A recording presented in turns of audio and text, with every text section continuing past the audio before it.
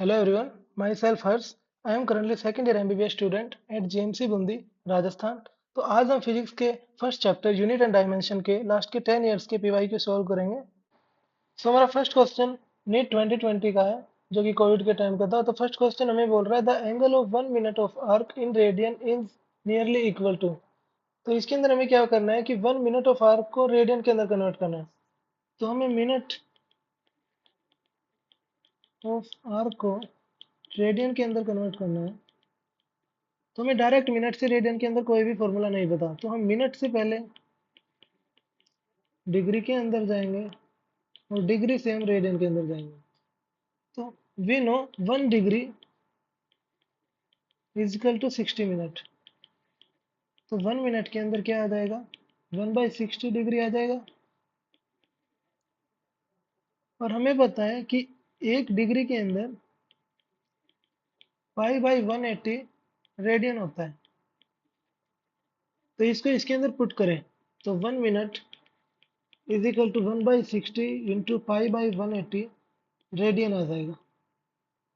अब इसके बाद क्या करेंगे, हम पाई की वैल्यू रखेंगे 3.14 अपॉन 180 रेडियन। अब देखो, अब हमें ऑप्शन दिख रहे हैं कि सबको पावर में 10 की पावर -4 है, -6 है, -2 है। तो हम इसके अंदर क्या करेंगे, 3.14 अपॉन 180 इंटू 10 की पावर 4 से मल्टीप्लाई करेंगे, 10 की पावर 4 से डिवाइड करेंगे। अब इससे हमें क्या होगा, हमें पता है 10 की पावर -4 आएगा, तो इसको तो हम कुछ छेड़ेंगे नहीं क्योंकि ये तो ऑप्शन के अंदर ही है। अब इसको सोल्व करेंगे हम। अब 10 की पावर 4 को हम 100 इंटू 100 लिख सकते हैं। तो 100 से तो ये 0 से 0 गई। अब इसको भी अगर नीचे लिखेंगे तो 100, तो इस 100 से ये 100 गया। अब हमारा क्या बचा, 1/6 इंटू 314 अपॉन 18 इंटू 10 की पावर -4। अब इसको 6 से सोल्व करें, 6 5 जा 30 एंड 1 4 6 2 जा 2, तो 52 पॉइंट समथिंग। एंड 82 से डिवाइड करें तो 18 2 जा 36, तो 2.9 के समथिंग ये आ रहा है। तो 2.9 इंटू 10 की पावर -4 रेडियन हमारा आंसर है। तो ये हमारा कौन सा ऑप्शन है, तो option D is correct. Next question क्या है हमारा, the unit of thermal conductivities. अब हमें बतानी है यूनिट ऑफ थर्मल कंडक्टिविटी। अब हम ऑप्शन देखें सबके अंदर वोट या फिर जूल के अंदर है, तो उसी हिसाब से हमें सोल्व करना पड़ेगा कि ऑप्शन में हमें वोट या फिर जूल मिले। तो अब हम थर्मल हीट में पढ़ते हैं कि जो रेट ऑफ हीट फ्लो का फॉर्मूला होता है वो होता है dQ/dt, that is the heat upon time, Ka del T upon L। ये जूल पर सेकंड या फिर वोट होता है, वोट में होता है ये। ठीक है, अब हमें जो के होता है ये थर्मल कंडक्टिविटी होती है, इसको हमें यूनिट निकालनी है। तो के को हम एक साइड लेके चले जाएंगे, तो K is equal to dQ/dt into L upon A into del T. तो जो dQ/dt होता है ये हमारा वोट होता है। सो वोट इंटू एल को हम मीटर लिख सकते हैं, एरिया को हम मीटर स्क्वायर लिख सकते हैं, डेल टी टेम्परेचर है तो केल्विन लिख सकते हैं। तो एक एम से एम गया, तो इधर हमारा क्या बच गया, वोट m-1 और k-1। That is the unit of thermal conductivity. तो ये कौन सा ऑप्शन करेक्ट है हमारा, that is the watt m-1 k-1, watt m-1। तो इसका correct answer is option number A. Next question हमारा क्या है, plane angle and solid angle है। जो प्लेन एंगल और सॉलिड एंगल होते हैं उनका हमें बताना है कि दोनों के यूनिट और डायमेंशन होते हैं, या यूनिट होती है पर डायमेंशन नहीं होते, डायमेंशन होता है पर यूनिट नहीं होती, या फिर यूनिट डायमेंशन दोनों ही नहीं होते। तो हमें पता है कि प्लेन एंगल और सॉलिड एंगल दोनों की यूनिट तो होती है लेकिन डायमेंशन नहीं होते, तो इसका आएगा यूनिट बट नो डायमेंशन। तो सेकंड ऑप्शन इज करेक्ट। तो मेरा नेक्स्ट क्वेश्चन क्या है, the dimension MLT-2 A-2 belong to the. तो ये डायमेंशन किसका है, हमें चार ऑप्शन दे दिए, नहीं 2022 में पूछा गया। तो देखो, डायमेंशन में हम एक फोर्स का तो डायमेंशन याद ही रखेंगे MLT-2। ये हमारे पूरे यूनिट एंड डायमेंशन में बहुत कम आता है, तो ये तो हमें याद होना ही चाहिए। एक एनर्जी का याद कर लेना ML2T-2, ये भी फोर्स वाले की हेल्प से आ जाता है, लेकिन ये दो याद रखोगे तो बहुत हेल्प होगी। अब इसके अंदर क्या पूछा हमें, the dimension MLT-2 A-2 belongs to, ये किसका है। तो देखो हम मैग्नेटिज्म के अंदर एक फॉर्मूला पढ़ते हैं कि जब दो करंटली चार्ज पार्टिकल होते हैं,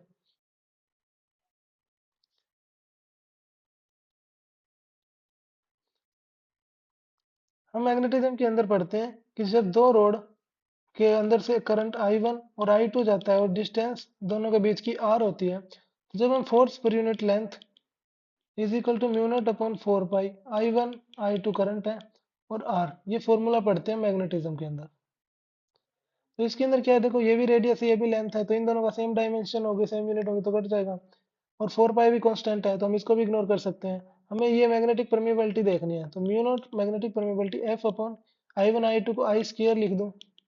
तो एफ का मैंने बोला याद रखने को MLT-2। आई करंट को यूनिट एम्पियर होते तो इसको ए से डिनोट करते हैं, तो इसका क्या आ गया MLT-2 A-2। तो ये यही हमसे पूछा था, तो इसका करेक्ट आंसर मैग्नेटिक परमेबिलिटी है। लेकिन अगर पेपर में होता तो हम इसके अंदर ज्यादा टाइम वेस्ट ना करते हुए हम इसको लास्ट में एक एक का निकाल के देखना पड़ता, तो ये क्वेश्चन हम लास्ट के लिए छोड़ देते। तो इसका करेक्ट आंसर मैग्नेटिक परमेबिलिटी होगा। अब नेक्स्ट क्वेश्चन क्या है हमारा, if E and G respectively denote energy and gravitational constant, then E by G has the dimension of। अब एनर्जी और ग्रेविटेशनल कांस्टेंट की बात कर रहे हैं, E by G का हमें डायमेंशन निकालना है। तो देखो एनर्जी का तो मैंने अभी ऊपर भी बोला, आपको याद रख लेना, ML2T-2 होता है। और G का हम कैसे, फर्स्ट इक्वेशन तो ये बन गई। अब G का हम कैसे निकालेंगे, हमें पता है कि फोर्स जो होती है वो G M1 M2 that is mass और R स्क्वायर रेडियस होती है, उन दोनों के बीच का डिस्टेंस, दो मासेस के बीच में। तो फोर्स का मैंने बोला याद रख लीजिए MLT-2, ये हर जगह याद यूज होगा। G का हमें निकालना है M1 M2, हम M स्क्वायर लिख सकते हैं same mass, R square radius है तो L स्क्वायर लिख देंगे। तो G को एक साइड रखेंगे, हमें स्क्वायर निकालना है, तो MLT-2 L square upon M square. तो M से M एक कट गया तो M-1 L³ T-2, ये हमारा G का डायमेंशन आ गया। ये सेकंड इक्वेशन बन गई। अब हमें E बाई जी निकालना है, तो E बाई जी, E का हमें पता है ML2T-2, G का हमारा आ गया M-1 L3T-2। तो T-2 से T-2 कट गया, अब ये -1 नीचे ऊपर गया तो +1 M स्क्वेयर L-1, ये आंसर आएगा M2L-1। M2 नहीं है, M2 नहीं है, M2 है पर L-1 नहीं है, तो D option is correct, M2L-1 T0 is correct answer. Next question हमारा क्या है, डायमेंशन ऑफ स्ट्रेस आर।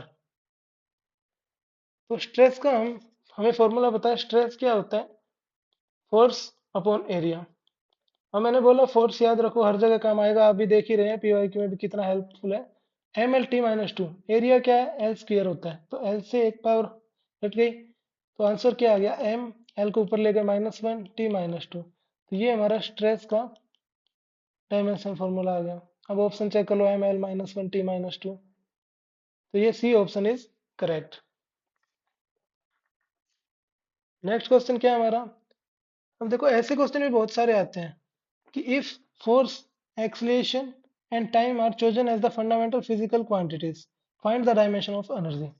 तो ये इन ऐसे क्वेश्चंस के अंदर हमें क्या करना है, देखो एनर्जी का डायमेंशन निकालना है किसके टर्म में, फोर्स, एक्सीलरेशन और टाइम के टर्म में। तो हम क्या करेंगे, इसके डायरेक्टली प्रपोर्स करके एक तीन कांस्टेंट मान लेंगे, इसकी पावर ए एक्सीलरेशन की पावर बी मान ले, टाइम की पावर सी मान ले। अब हम क्या करेंगे, हमें इन सबका डायमेंशन पता होना चाहिए। अब एनर्जी का मैंने अभी बोला याद कर लो, ML2T-2, एफ का भी पता है हमें MLT-2, इसकी पावर ए। एक्सीलरेशन क्या होता है, velocity upon time, change in velocity होता है, तो वेलोसिटी क्या होता है, स्पीड ही लगा लो, LT-1 अपॉन टी, तो LT-2 हो गया, तो LT-2 भी टाइम का टी होता ही है, तो टी और सी। अब क्या करेंगे, देखो इसके अंदर m की पावर कितनी है, 1, तो हम m की पावर को इक्वल रख लेंगे, m की पावर 1 है, इधर m की वैल्यू a है और कहीं है नहीं, m है नहीं, तो a की वैल्यू 1 आ गई। अब लेंथ के देखेंगे, a की वैल्यू 1 आ गई, मतलब फोर्स के ऊपर तो 1 होना चाहिए। अब ऑप्शन एक बार चेक करते रहे, तो सब चारों ऑप्शन के अंदर ये f के ऊपर एक ही है, तो अभी हमें आगे भी सोल्व करना पड़ेगा। अब एल की पावर 2 है तो एल का 2, इस साइड क्या है एल की पावर ए, इधर एल की पावर है प्लस बी, तो ए प्लस बी 2 है, ए की वैल्यू हमें पता है 1 है, 1 plus B is equal to 2, तो बी की वैल्यू भी 1 ही होनी चाहिए। और फिर टाइम को और देखें तो टी की पावर इधर -2 है, राइट हैंड साइड में टी की वैल्यू क्या है -2a -2b प्लस सी, तो -2, ए की वैल्यू 1 है तो 1 रखेंगे तो -2, बी की वैल्यू 1 है तो -2 प्लस सी, -2 -4 प्लस सी, ये इधर गया तो सी की वैल्यू 2 आ गई, तो मतलब क्या आएगा ई का जो आएगा वो एफ की वैल्यू 1, ए की वैल्यू 1 और टी की वैल्यू 2, तो एफ ए टी स्क्वायर, ये हमारा फर्स्ट ऑप्शन इज करेक्ट। अब नेक्स्ट क्वेश्चन क्या है हमारा, 2017 में पूछा गया a physical quantity of the dimension of length, length का डायमेंशन है जो कि किसकी हेल्प से बनाना है, c speed of light, G gravitation constant, और e square upon 4 pi epsilon naught. अब इसके अंदर भी वैसे ही करेंगे हम कि जो लेंथ है, length is directly proportional to speed of light की पावर ए मान लेंगे, ग्रेविटेशन कांस्टेंट की पावर बी मान लेंगे, और e square upon 4 pi epsilon naught, e is the charge on electron की पावर हम सी मान लेंगे। ठीक है, अब लेंथ की निकालनी है तो हम ए बी सी मान लिया। अब पहले हमें इन सब के डायमेंशन पता होने चाहिए, तो एल का पता हमें एल ही होगा। अब इधर सी का पता हमें सी स्पीड है, तो स्पीड क्या होती है change in length upon time, तो एल टी -1 होगा। ए ग्रेविटेशन कांस्टेंट का हमें अभी ऊपर निकाला था, फिर से निकाल लेना m-1 L3t-2 बी। और इसके अंदर हम कैसे निकालेंगे कि जो F होता है जो हम इलेक्ट्रोस्टैट्स में पढ़ते हैं कि Q square upon R square होता है, तो 1/4 pi epsilon not Q square upon R square होता है, तो हमें इसके अंदर ये चाहिए Q square upon 4 pi epsilon not, इसका डायमेंशन चाहिए तो F इंटू आर स्क्वायर निकाल लेंगे। F का हमें पता है MLT-2, r square L square आ गया, तो ML³ T-2, ये इसके अंदर पुट कर देंगे, तो इधर क्या आ जाएगा ML³ T-2 की पावर सी। तो अब फिर से लेंथ को कंपेयर करें, पहले इसके अंदर देखो m 0 है और टी भी 0 है, तो m 0 है इधर, m है इधर, m है, तो इधर से हम क्या करेंगे m की वैल्यू पुट करें 0 माइनस बी, इधर क्या आ गया प्लस सी, तो इधर से हमें क्या पता चल रहा है कि b और c की वैल्यू इक्वल होनी चाहिए। ठीक है, अब हम लेंथ को देखें तो इधर लेंथ कहाँ पे है a, प्लस इधर लेंथ है 3b, प्लस इधर लेंथ है plus 3c is equal to 1, तो एक बी और सी इक्वल हमें पता है, तो बी की तरह सी लिख दो, 3c plus 3c is equal to 1, A plus 6c is equal to 1, तो ये आ गया। अब हम टाइम को और रखें तो टाइम की वैल्यू माइनस ए है, -2b -2c is equal to, time की वैल्यू भी 0 है इधर, तो माइनस ए की वैल्यू हमें नहीं पता, तो ए को यही रखेंगे, -2b की जगह 2c लिख दे, -2c 4c हो गया इज इक्वल टू 0, तो minus A is equal to 4c हो गया, तो इधर हमें ए की वैल्यू पता चल गई -4c आ रही है। अब ये ए की वैल्यू हम इधर रख सकते हैं, तो -4c plus 6c is equal to 1, तो 2c इज इक्वल टू 1, सी की वैल्यू 1/2 है, सी की वैल्यू 1/2 है, तो बी और सी इक्वल थे, तो बी की वैल्यू भी 1/2 आनी चाहिए, और ए की वैल्यू क्या आ जाएगी -4 इंटू 1/2 -2। अब इसके अंदर देख लें हमें बी और सी की वैल्यू 1/2 आनी चाहिए, इसका करेक्ट आंसर डी है, तो D is the correct option. तो अब हम नेक्स्ट क्वेश्चन की तरफ चलते हैं। नेक्स्ट क्वेश्चन हमारा नीट 2016 का है। इसके अंदर क्या बोल रहा है, Planck constant h, speed of light in vacuum c और ग्रेविटेशनल कांस्टेंट g, ये तीन फंडामेंटल कांस्टेंट है, तो इनका कॉम्बिनेशन बनाना है कि डायमेंशन ऑफ लेंथ पता चल जाए, तो ये भी ऊपर की तरह ही है, ऊपर वाले की तरह ही है, तो इसके अंदर भी हम ऐसा ही करेंगे कि जो लेंथ है उसको हम डायरेक्टली प्रोपोर्शनल मान लेंगे किस किस के, Planck constant, speed of light c, तो इसकी पावर a मान लो, स्पीड ऑफ लाइट c की पावर b मान लो, और ग्रेविटेशनल कांस्टेंट की पावर c मान लो। तो अब इसके अंदर भी हम ऐसे ही करेंगे, एल की डायमेंशन होती है, एच का हम कैसे डायमेंशन निकालेंगे, जो हमें पता है एनर्जी क्या होता है, एच सी बाई लैम्डा होता है, H is the plank constant, तो एनर्जी का मैंने आपको ऊपर याद करवाया ml2 t-2, lambda wave length ही है तो ये भी एल आ गया। Upon C speed of light है तो L T minus one, speed का हो गया change in length upon time, तो एल से एल कट हो गया, तो हमारा एच का क्या डायमेंशन आ गया, M L two T minus one. ये एच का हम इधर रख देंगे, M L two T minus one. Speed of light हमें पता है change in length upon time आएगा, तो L T minus one b आ गया। अब ग्रेविटेशनल कांस्टेंट का हम ऊपर भी कई बार निकाल चुके, तो उसका क्या आता है, M minus one L three T minus two की पावर सी आ गई, ठीक है। अब इसके बाद क्या करेंगे, हम m को कंपेयर करें तो m एक तो इधर है एक इधर है, तो a minus C is equal to, इधर m जीरो है तो जीरो, तो a की वैल्यू c के इक्वल होनी चाहिए पहली बात तो, मतलब h और g के ऊपर जो पावर है वो इक्वल होनी चाहिए। अब h और g के ऊपर पावर किसके अंदर इक्वल है, इन दो ऑप्शन के अंदर, तो c और d के अंदर। फिर इसके लिए हमें आगे भी सोल्व करना पड़ेगा, तो l को देखें तो l कहाँ कहाँ है, two a plus b plus three c is equal to one. और टाइम के लिए हम देखें तो टाइम के लिए हम minus a minus b minus two c is equal to zero, तो minus a minus b is equal to two c, a और सी इक्वल है तो हम इधर ए ही लिख सकते हैं, तो minus a minus b is equal to two a, ये ए उधर गया तो two a plus a three a, तो ए की वैल्यू आ गई माइनस बी अपॉन थ्री। अब ये ए की वैल्यू हम इधर रखेंगे, या फिर बी की जगह माइनस थ्री ए रख देते हैं, minus three a plus three c is equal to one, तो minus a plus three c is equal to one. तो इधर ए और सी की वैल्यू हमें पता है इक्वल है यारी, तो a plus three a is equal to one, two a is equal to one, तो ए की वैल्यू हमारी आ गई वन बाई टू, ए की वैल्यू वन बाई टू है, सी की भी वैल्यू वन बाई टू हो गई, और one by two minus b by three, तो बी की वैल्यू कितनी आ गई, minus three by two, means c के ऊपर माइनस थ्री बाई टू आना चाहिए, थ्री बाई टू, तो सी ऑप्शन इसका करेक्ट हो गया। नेक्स्ट क्वेश्चन हमारा नीट 2015 का है, if energy velocity and time are chosen as the fundamental quantities, तो डायमेंशनल फॉर्मूला में सरफेस टेंशन का पता करना है, ये भी ऐसे ही सोल्व होगा। अब इसके अंदर हमें सरफेस टेंशन का फॉर्मूला पता होना चाहिए, दैट इज द फोर्स पर यूनिट लेंथ। तो फोर्स का मैंने कितनी बार याद करवा चुका, M L T minus two upon L, L से एल कट गया तो M L zero T minus two, ये आ गया सरफेस टेंशन का। तो इसके अंदर भी क्या करेंगे, M L zero T minus two जो सरफेस टेंशन का डायमेंशन है, उसको हम डायरेक्टली प्रोपोर्शनल मान लेंगे energy velocity and time, energy a मान लेते हैं, वेलोसिटी बी मान लेते हैं, टाइम सी मान लेते हैं। तो इधर अब लिखेंगे हम एनर्जी का, मैंने अभी याद करवाया था, M L two T minus two, velocity का change in length upon time होता ही है, टाइम है, तो ए बी और सी, और इधर M L zero T minus two है, तो एम का देखें हम, एम की इधर वन है और इधर क्या है, एम सिर्फ ए की जगह, तो ए की वैल्यू डायरेक्ट वन हो गई।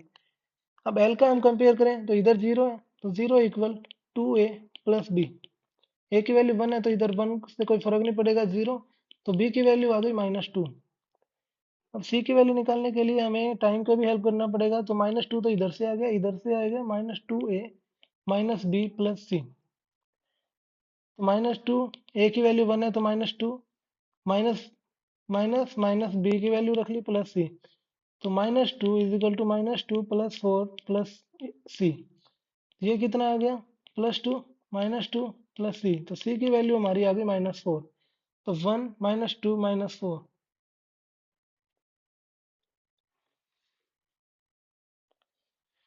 लेकिन ये ऑप्शन में नहीं है, तो कहीं ना कहीं कैलकुलेशन मिस्टेक हुई है हमारी, सर इधर माइनस टू से प्लस टू ही आएगा, तो इधर से हमारी मिस्टेक हो गई,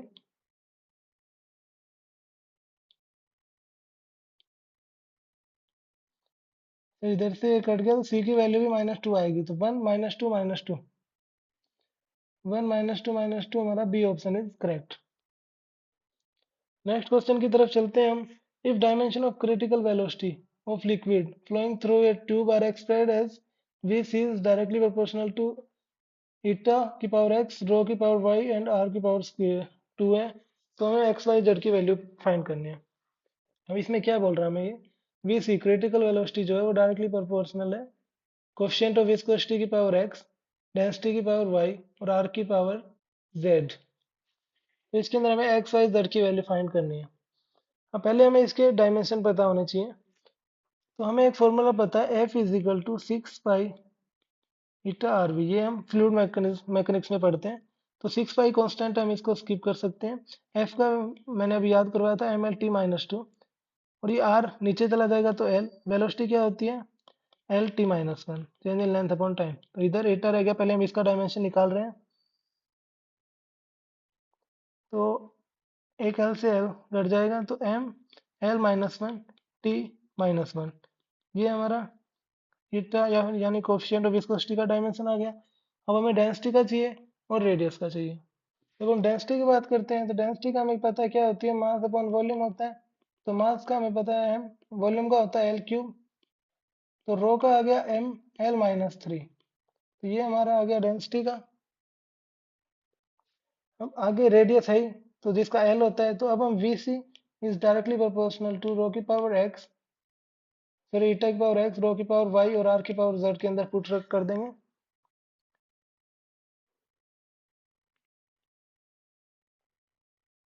इधर क्रिटिकल वेलोसिटी, तो जिसके अंदर क्या आएगा, change in length upon time lt-1।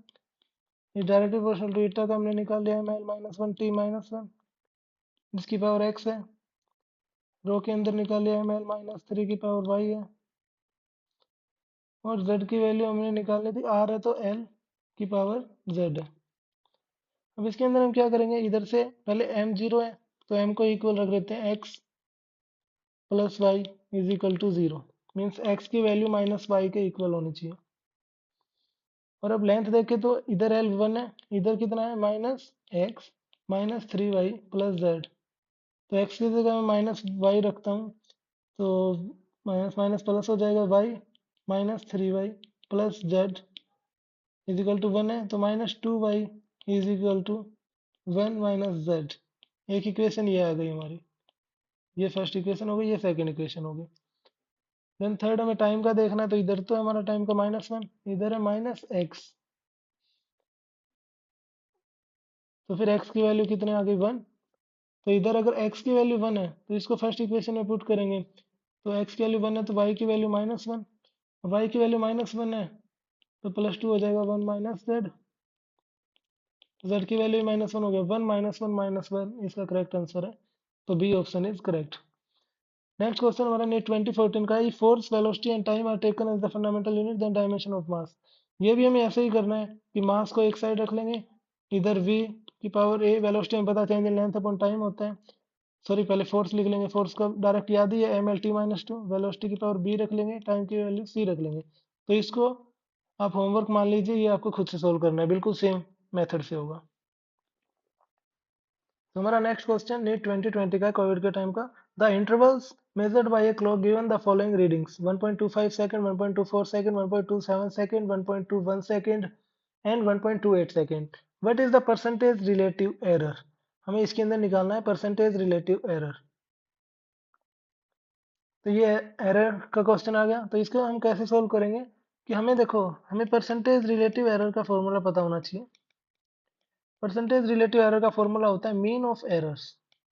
जितने भी एरर्स हैं हम उसका पहले मीन निकालेंगे, divide by mean of given observation. जो गिवन ऑब्जर्वेशन है उसका मीन क्या होगा, और उन दोनों को डिवाइड करके परसेंटेज है तो इंटू 100 कर देंगे। ये फॉर्मूला हमें याद होना चाहिए। अब हम पहले क्या निकालेंगे, हम पहले mean of errors mean of given observation निकालेंगे। जितने भी ऑब्जर्वेशन दे रखे उसका मीन निकालेंगे।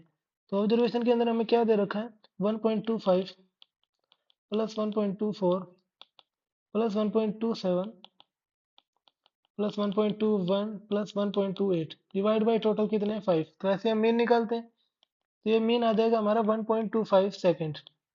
अब हमें मीन ऑफ एरर्स निकालने हैं।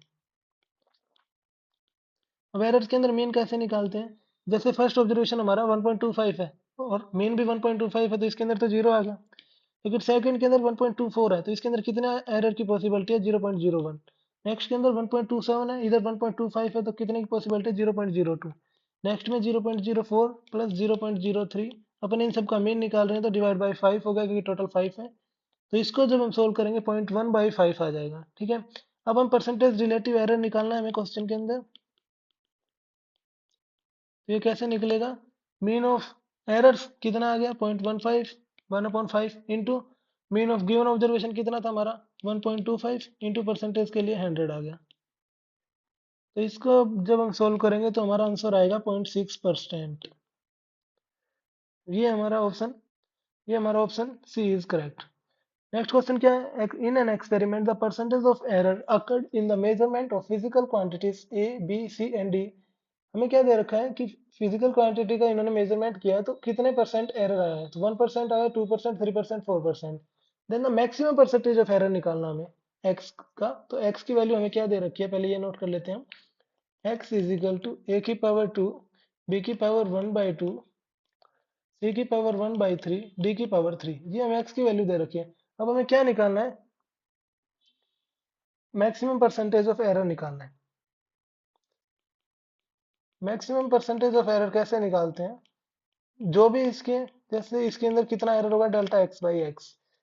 अब जो भी पावर में होता है हम उसको आगे ले आते हैं, 2 डेल ए मल्टीप्लाई में ले आते हैं upon A, plus 1/2 delta B by B, plus 1/3। जो डिवाइड में होते हैं उनको भी ऐड करते चलते हैं, सेपरेट कहीं भी नहीं होता है इसके अंदर, plus 3 del D by D. अब इसको हम अगर सोल्व करें तो हमें डेल ए के अंदर कितना एरर दे रखा है 1%, बी के अंदर 2, सी के अंदर 3 एंड डी के अंदर 4। तो ए डेल ए बाई ए की जगह 1 रख देंगे, 1/2 डेल बी बाई बी की जगह 2 रख देंगे, plus 1/3 del C by C की जगह 3 रख देंगे, plus 3 del D by D की जगह 4 रख देंगे। तो 2 प्लस 1 प्लस 1 प्लस 12 कितना आ गया 16% हमारा करेक्ट आंसर है। ये कौन सा ऑप्शन है, option B is correct. Next question हमारा सिग्निफिकेंट डिजिट्स का है। तो area of a rectangular field in metre square of length 15.3 and breadth 20 metre 25 metre. तो हमें एरिया निकालना है। तो एरिया क्या होता है, सबको पता है लेंथ इंटू ब्रेथ होता है रेक्टेंगल का। तो लेंथ हमें दे रखा है 55.3 मीटर इंटू ब्रेथ दे रखी है 25 मीटर। जब भी हम एरिया निकालते हैं तो इसके अंदर क्या करेंगे, हमारा इसके अंदर देखो जब हम मल्टीप्लाई करेंगे तो आंसर आएगा 1382.5। लेकिन हमें क्या करना होता है, मिनिमम सिग्निफिकेंट डिजिट्स वाला आंसर बताना होता है, क्योंकि इसमें करंट सिग्निफिकेंट डिजिट का मतलब यही होता है कि हमें सिग्निफिकेंट डिजिट्स के रूल पता होने चाहिए। रूल क्या कहते हैं कि मिनिमम सिग्निफिकेंट डिजिट वाला सॉल्व करना होता है। तो अब इसके अंदर तो 5 है, तो इससे हमें, और मिनिमम देखो इसके अंदर 3 है, जो गिवन हमें 3 है और इसके अंदर 2 है, तो 2 सिग्निफिकेंट डिजिट के अंदर आंसर निकालने तो हम तो 13.82 करें तो 13.8 को हम 14 लिख सकते हैं, और इधर पॉइंट के लिए हम इंटू 10 की पावर 2 लिखेंगे। तो 14 इंटू 10 की पावर 2 इसका करेक्ट आंसर होना चाहिए, जो कि हमारा ऑप्शन ए है। नेक्स्ट क्वेश्चन हमारा नीट 2020 का है। Taking into account of the significant figures what is the value of 9.9 metre. ये हमें सोल्व करना है। 9.9 मीटर माइनस 0.0099। जब हम इसको सोल्व करेंगे, इसके अंदर भी देखो, इसके अंदर 3 सिग्निफिकेंट डिजिट है, इसके अंदर 4 सिग्निफिकेंट डिजिट है। पॉइंट के बाद वाले जीरो को हम काउंट करते हैं अगर किसी को डाउट हो तो। 3 सिग्निफिकेंट डिजिट है, 4 सिग्निफिकेंट डिजिट, तो मिनिमम के लिए हमें 3 के अंदर निकालना है। तो 3 के अंदर जब हम निकालेंगे तो इसको जब हम सब्ट्रैक्ट करें तो 10899, तो 9.98.01 ये इसका आ रहा है, लेकिन 3 सिग्निफिकेंट डिजिट के लिए 9.98 इसका करेक्ट आंसर होना चाहिए, जो कि हमारा ऑप्शन ए। तो option a is correct. Next question हमारा नीट 2020 का ही है। ये हमारा इंस्ट्रूमेंट्स का question. Screw gauge has least count दे दिया हमें 0.01 millimetre and there are 50 division. तो डिवीजन कितने दे दिए 50 हमें, और हमें पिच पूछी है।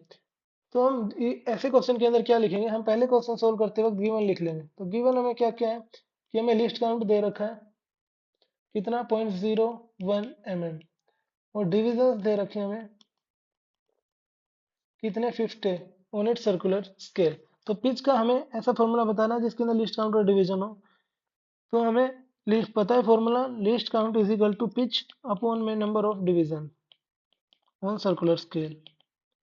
तो पिच हमें निकालनी है तो इन दोनों को इधर मल्टीप्लाई कर लेंगे। तो पिच के लिए हमारा क्या आ जाएगा, list count 0.01 into number of division 50। अब पॉइंट हटाएंगे तो 100, तो इसका आंसर आ गया 1/2 मीन्स 0.5 mm mm यूनिट है क्योंकि लिस्ट काउंट की भी mm थी, तो 0.5 mm is correct answer, option B is correct. Next question हमारा ये भी स्क्रू गोज का ही क्वेश्चन है, नीट 2018 में आया हुआ है। Student measure the diameter of A small steel ball using A screw goes off list count. List count हमें गिवन है, द मेन स्केल रीडिंग भी गिवन है 5 mm and zero circular scale division coincide करता है 25 division, 25 division के साथ coincide करता है। If screw gauge has zero error, अब इसके अंदर जीरो एरर भी दे दिए कि कितने जीरो एरर मिलते हैं, तो करेक्ट डायमीटर हमें बताना है। जीरो एरर वाला फॉर्मूला हमें याद होना चाहिए स्क्रू गोज का, जिसके अंदर हमें पता होता है जो रीडिंग होती है, ये फॉर्मूला याद होना चाहिए, reading is equal to main scale reading plus N की कितने कोइंसाइड करते हैं इनटू लिस्ट काउंट, प्लस अगर जीरो एरर गिवन है तो जीरो एरर, वरना हम इसको इग्नोर कर देते हैं। तो रीडिंग हमें निकालनी है। अब इसके अंदर मेन स्केल रीडिंग दे रखी है 5 mm, तो ऑप्शन सारे एनसीआर उस सेंटीमीटर में है, तो हमें 5 mm को 0.5 सेंटीमीटर लिख सकता हूँ। एन हमें दे रखा है 25 की 25 डिवीजन कोइंसाइड करते हैं, इनटू लिस्ट काउंट कितना दे रखा है हमें 0.001 सेंटीमीटर, तो सेंटीमीटर के अंदर ही रखना है, तो 0.001 प्लस जीरो एरर कितने दे रखे हमें -0.004, -0.004। तो जब हम इन सबको सोल्व करेंगे तो 0.529 सेंटीमीटर हमारा करेक्ट आंसर आ जाएगा। That is option D is correct.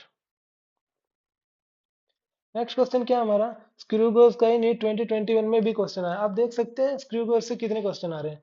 Screw gauge gives the following readings when used to measure the diameter of the wire.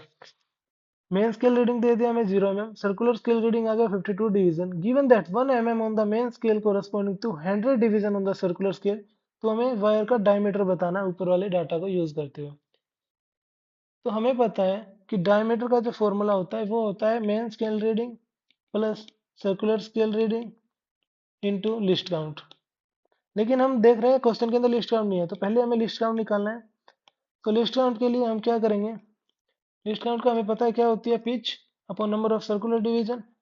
तो पिच हमें दे रखा है 1 mm ऑन वन स्केल, तो 1 इसके अंदर पिच हो गई अपॉन 100, इसके अंदर ये 100 डिवीजन दे रखे हैं, नंबर ऑफ डिवीजन 100, तो 0.001 सेंटीमीटर इसका आंसर आ गया, बिकॉज 1/100 हमारा ये mm था, तो जब इस mm को सेंटीमीटर में करेंगे तो 0.001 सेंटीमीटर आ गया। अब हमें डायमीटर निकालना है, तो डायमीटर निकालेंगे तो मेन स्केल रीडिंग कितनी दे रखी है हमें 0, प्लस सर्कुलर स्केल रीडिंग कितनी दे रखी है 52 इंटू 0.001 लिस्ट काउंट हमने निकाल लिया, तो ये हमारा आंसर आ गया 0.052 सेंटीमीटर। ये हमारा डायमीटर आ गया 0.052, तो ऑप्शन सी इज करेक्ट। ये नीट 2021 का हो गया। तो आज के लिए इतना ही। आई होप आपके सारे डाउट्स सॉल्व हो गए होंगे। Thank you.